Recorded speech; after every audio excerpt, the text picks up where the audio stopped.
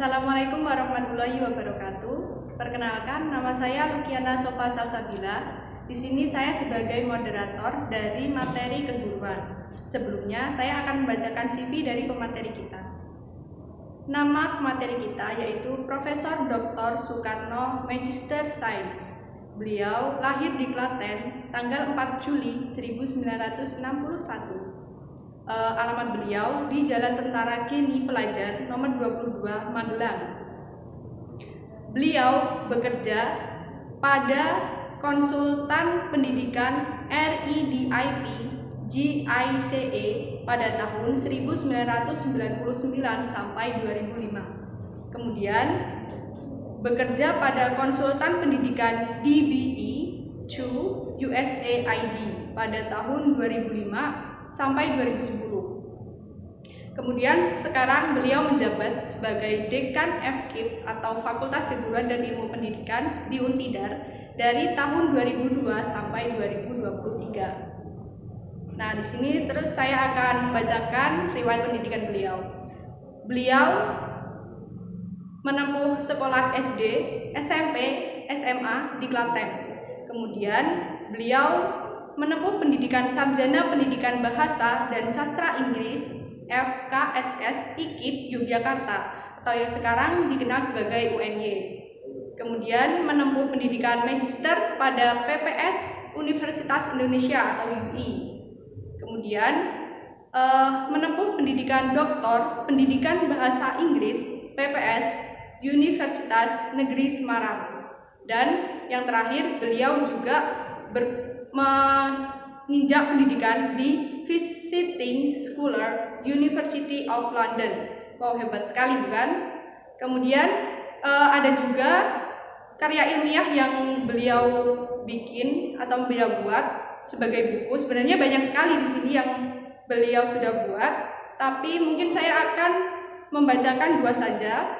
Contohnya yang pertama, penelitian tindakan kelas, prinsip dasar, konsep dan implementasinya. Kemudian yang kedua yaitu Sociolinguistic in Language Teacher Perspective. Nah, sekian CV dari pemateri kita kali ini. Selanjutnya langsung saja kita lihat pemateri kita pada kali ini. Bismillahirrahmanirrahim. Assalamualaikum warahmatullahi wabarakatuh. Selamat siang dan salam sejahtera untuk kita semua. Para peserta pembekalan yang saya cintai, saya hormati, saya banggakan, serta para panitia yang juga saya sangat hormati. Pada kesempatan yang berbahagia ini, sesuai dengan jadwal yang saya terima, saya mendapatkan amanah untuk menyampaikan materi yang berjudul keguruan. Saya mohon izin lebih memfokuskan materi ini pada guru yang ideal, di mana saya harapkan atau Fakultas Keguruan dan Pendidikan sangat mengharapkan dan berusaha menjadi fasilitator yang baik agar para mahasiswa nantinya menjadi guru-guru yang ideal, guru-guru yang favorit di bidangnya masing-masing, tidak sekedar lulus menjadi seorang guru, tetapi guru yang favorit, guru yang ideal. Untuk itu saya memulai dengan sebuah kata-kata bijak yang dikemukakan oleh seorang mantan Presiden Amerika Serikat, Theodore Roosevelt, di mana bunyinya, to educate people only in their minds, not in morals, is to educate a menace to society. Artinya bahwa mendidik seseorang atau sekelompok orang hanya otaknya atau kecerdasan intelektualnya, tidak moralnya, adalah mendidik atau mempersiapkan kehancuran bagi masyarakat tersebut. Mengapa ini saya kutip? Karena ini sangat relevan dengan kondisi bangsa Indonesia pada saat ini yang sedang menghadapi dua masalah besar. Yang pertama adalah COVID-19 dan yang kedua adalah dekadensi moral yang luar biasa.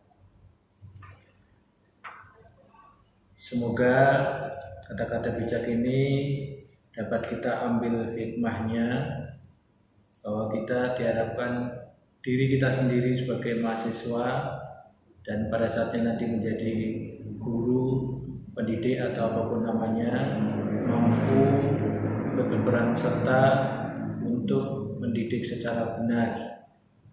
Nah, apa yang dimaksud dengan mendidik secara benar?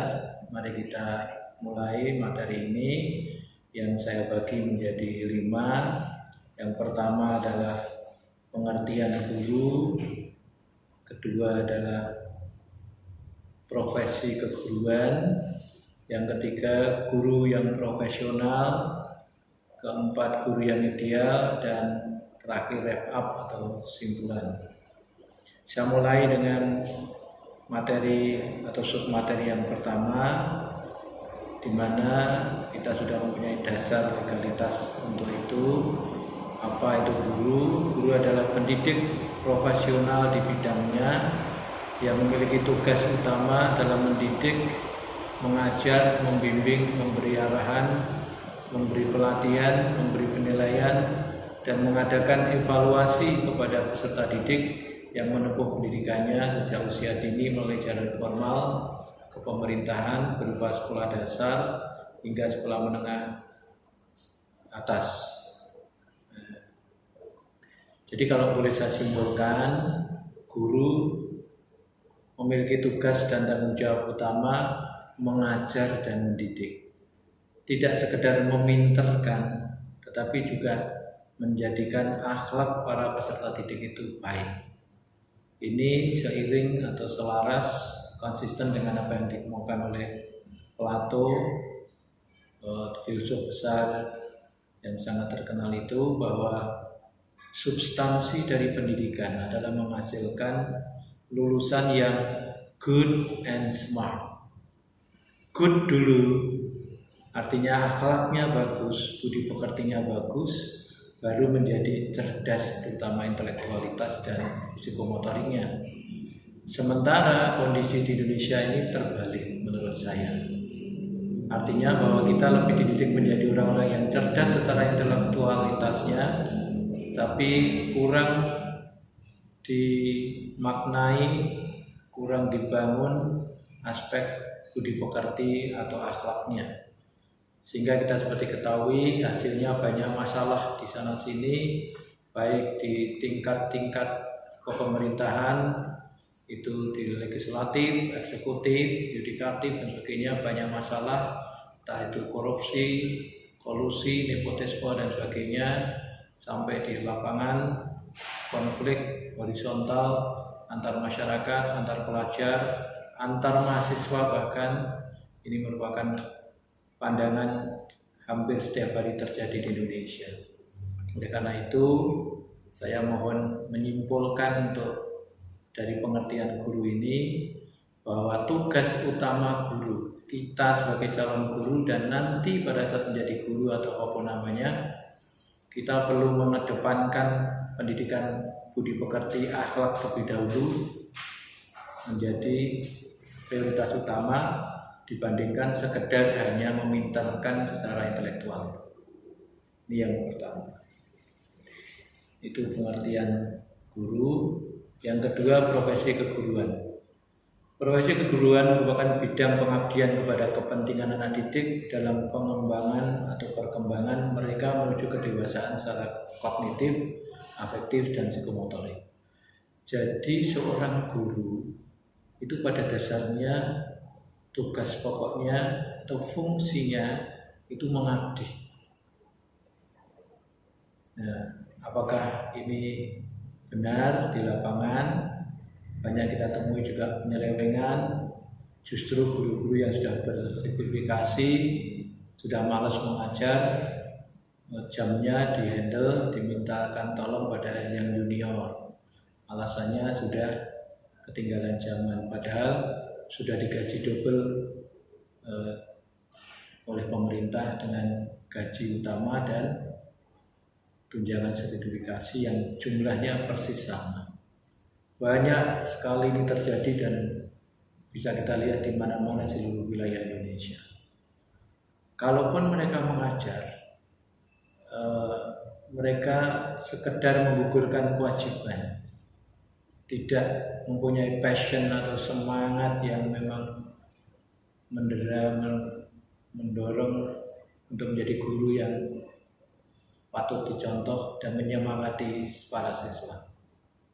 Ini yang penekanan yang kedua setelah tadi pengertian guru, bahwa guru itu mengabdi. Dan pengabdian ini tidak hanya untuk kepentingan dunia tapi juga akhirat. Para anggota profesi keguruan terikat oleh pola sikap dan perilaku guru yang dirumuskan dalam Kode Etik Guru Indonesia. Akan nanti di browsing, ada 9 kode etik, tidak boleh lupa dan tidak boleh lepas kalau ingin menjadi guru yang ideal. Pada kesempatan ini saya lebih menekankan guru yang profesional belum ada ideal. Mari kita masuk ke materi yang berikutnya, C, guru yang profesional. Berdasarkan Undang-Undang Nomor 14 tahun 2005, guru yang profesional itu adalah guru yang menguasai dan mampu melaksanakan 4 kompetensi guru. Yang pertama adalah kompetensi pedagogik, yang pada dasarnya ada 3, kalau boleh saya simpulkan. 1, memahami peserta didik. Ini menjadi sangat penting. Banyak guru yang passionnya itu tidak menjadi guru, passionnya itu menjadi tentara atau polisi yang suka menghukum mahasiswa atau siswa, sehingga ada kesalahan sedikit siswa langsung diberikan sanksi, ya, yang dihitung sanksinya. Padahal substansi pendidikan adalah memberikan penghargaan, memberikan reward bukan punishment. Ya. Nah, untuk bisa memberikan reward atau punishment secara tepat, itu guru harus mampu memahami peserta didik. Yang kedua adalah merencanakan, melaksanakan, dan mengevaluasi pembelajaran, membuat RPS atau RPP di sekolah, kemudian melaksanakan dan sekaligus mengevaluasi. Sekarang Pak Menteri yang baru menyederhanakan perencanaan pembelajaran itu. Hanya 1 lembar cukup. Yang penting pelaksanaan dan evaluasi. Itu yang kedua. Jadi memahami peserta didik, merencanakan, melaksanakan, dan mengevaluasi pembelajaran. Serta yang ketiga, mendewasakan peserta didik. Sekali lagi, tugas utama guru adalah mendewasakan peserta didik secara kognitif dari segi kecerdasan intelektualnya, dari segi afektif, akhlak atau budi pekertinya, dan dari psikomotorik, dari segi keterampilannya. Guru yang ideal, guru yang berhasil adalah yang mendewasakan para siswa atau mahasiswa secara afektif dulu, kognitif, kemudian psikomotorik berikutnya. Ini kompetensi pedagogik. 3. Tapi kalau disarikan lagi, yang paling penting adalah tugas utama guru, mendidik dan mengajar, yaitu merencanakan, melaksanakan, dan mengevaluasi pembelajaran. Kemudian kompetensi kedua adalah kompetensi kepribadian. Kompetensi kepribadian itu intinya bahwa guru itu bisa digugu dan ditiru. Banyak guru yang berperilaku aneh, yang tidak layak untuk digugu dan ditiru. Ini berarti kompetensi kepribadiannya sangat rendah. Karena kompetensi kepribadian yang tinggi dicerminkan ketauladanan pribadi yang mantap, stabil, dewasa, arif, dan berwibawa. Nah, ini perlu dilatih sejak awal bagi teman-teman. Saya mengelompokkan mahasiswa paling tidak menjadi tiga kelompok. Yang pertama adalah kelompok mahasiswa yang kognitifnya tinggi dan afeksinya tinggi, cerdas otaknya, sikapnya, sopan santunnya bagus. Ini calon-calon pemimpin dan calon-calon dosen di masa yang akan datang. Yang kedua adalah kalau suruh milih, bukan kognitifnya yang bagus, afeksinya bagus, kognitifnya agak kurang sedikit nggak apa-apa. Tapi kalau mahasiswa yang sekarang, terutama semester 3 ini, kognitifnya bagus semua. Kenapa? Karena sudah lolos apakah SBMPTN, SNMPTN atau SM Smooth, itu menyisihkan paling tidak 10 kompetitornya. Jadi 11 yang lolos 1. Berarti cerdas secara kognitif. Karena tesnya masuk perguruan tinggi itu menggunakan tes kecerdasan otak, bukan sikap, bukan keterampilan. Jadi Anda ini semua cerdas. Jadi hanya milih 1 atau 3. Ya, 1 itu tadi kelompok yang cerdas dan sikapnya bagus. Ini yang insya Allah berhasil di masa yang datang, paling sukses. Tidak ada kendala di perkuliahan. Ya. Kemudian kalau suruh milih, yang kedua, sikapnya bagus, kecerdasannya agak kurang bagus. Ini lebih cenderung berhasil daripada yang ketiga, apa? Ya, cerdasnya luar biasa, tetapi tidak bisa bersikap. Pasti banyak masalah. Entah masalah dengan dosennya, entah masalah dengan mahasiswa yang lain, entah masalah dengan tendik, entah masalah dengan masyarakat. Banyak contohnya sudah. Kebanyakan orang-orang yang frustrasi, orang yang drop out dari kuliah adalah yang kelompok ketiga ini. Pinter tetapi tidak bisa bersikap, tidak bisa berkomunikasi dengan orang lain dengan efektif dan sebagainya. Tapi yang keempat yang paling susah, paling maaf celaka, sudah tidak pinter dan perilakunya aneh-aneh. Tapi insya Allah ini tidak ada di Pak Ibu, tidak. Tidak ada, karena sudah terbukti dengan tesnya. Tinggal yang penting sekarang terkait dengan kompetensi kepribadian ini, sebagai calon guru kita harus membangun good character dulu. Jangan lupa good character dulu. Baru smart intelligence. Ya. Berakhlak dulu, agamanya kuat, disiplin, tertib, toleran dan sebagainya. Baru kemudian juga diiringi dengan usaha yang keras, belajar yang mantap. Insya Allah saya doakan teman-teman semuanya, panitia maupun peserta, sukses dunia akhirat. Allahumma amin. Yang ketiga adalah kompetensi profesional, di mana pada dasarnya adalah menguasai materi secara luas dan mendalam sesuai dengan bidangnya masing-masing. Saya karena dari bahasa Inggris bisa mencontohkan kalau bahasa Inggris yang dikuasai 3 terutama. Faktor kebahasaan atau unsur kebahasaan, unsur kesastraan, dan unsur pembelajaran atau pendidikan pembelajaran, pendidikan dan pengajaran. Kalau ketiganya dikuasai secara mendalam dan luas, berarti kompetensi profesional teman-teman mantap. Ada banyak guru yang kalau ditanya malah bingung, mengalihkan pembicaraan. Itu kompetensi profesionalnya yang perlu dipertanyakan. Dulu kuliahnya mungkin nyambi-nyambi. Ya. Yang terakhir kompetensi profesional kompetensi guru yang profesional yang keempat adalah kompetensi sosial. Pada dasarnya kompetensi sosial adalah kemampuan berkomunikasi dan bergaul. Ya. Ini merupakan salah satu soft skill seorang guru. Seperti kita ketahui berdasarkan penelitian dari UNESCO, keberhasilan hidup seseorang itu 82% ditentukan oleh soft skill-nya, terutama kemampuan berkomunikasi dan bergaul. Kelihatannya dulu kuliahnya biasa-biasa saja, IP-nya ya nyampe 3 tapi nggak sampai 3,5. Jauh dibandingkan dengan teman-teman yang lain yang IP-nya hampir 4. Tapi kok berhasil jadi guru ideal, usaha ya mantap. Kenapa? Karena terutama kemampuan berkomunikasi dan bergaul ini.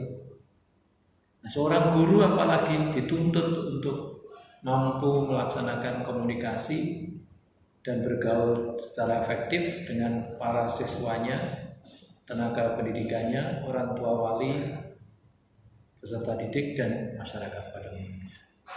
Itu keempat ciri guru yang profesional. Dan kalau boleh saya simpulkan dari keempatnya untuk menjadi guru yang ideal, itu nomor 1, mampu memilih dan menerapkan pembelajaran yang inovatif untuk menjadikan para siswa bersemangat untuk belajar. Jadi passionnya itu passion guru. Ya penampilannya guru, ya cara berpikirnya guru, cara berperilakunya guru, ya sadar benar mengabdi menjadi seorang yang memfokuskan diri untuk mengembangkan potensi para siswanya. Nah ini kalau boleh saya peras merupakan sinergi antara kompetensi pedagogik dan profesional. Yang kedua, memiliki semangat dalam mengajar dan mendidik yang mampu memberikan energi positif bagi keberhasilan para siswanya. Ini kompetensi sosial, mendorong siswa untuk maju. Dan yang terakhir, mirip dengan kompetensi kepribadian, mampu menjadi teladan bagi para siswanya, baik dari segi intelektualitas maupun akhlaknya. Ya, saudara-saudara yang saya cintai, saya hormati, saya banggakan, sampailah kita pada simpulan atau wrap up. Yang pertama, bahwa mahasiswa FKIP Untida sangat penting atau perlu menyiapkan diri menjadi guru-guru yang profesional dan ideal di masa depan. Profesional, menguasai dan melaksanakan keempat kompetensi guru sesuai dengan Undang-Undang Nomor 14 Tahun 2005. Yang kedua, ideal, yang mampu menyemangati diri sendiri dengan mempunyai passion guru yang mantap, menyemangati para siswanya untuk belajar dengan tekun dan disiplin tertib sehingga dewasa secara kognitif, afektif, dan psikomotorik. Hal tersebut dilaksanakan dengan belajar menguasai materi dan metode pembelajaran inovatif.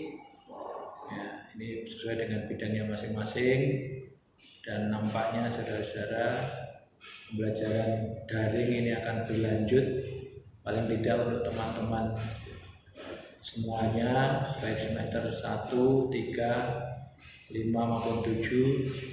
Harap bersabar, Pak Rektor sudah menggariskan sampai Desember, kecuali ada pelandaian COVID-19 ini secara ekstrim, penurunan yang tajam, mungkin nggak akan dievaluasi. Tapi berdasarkan pemantauan sementara disimpulkan online learning akan kita laksanakan selama 1 semester penuh, semester kasar 2020-2021.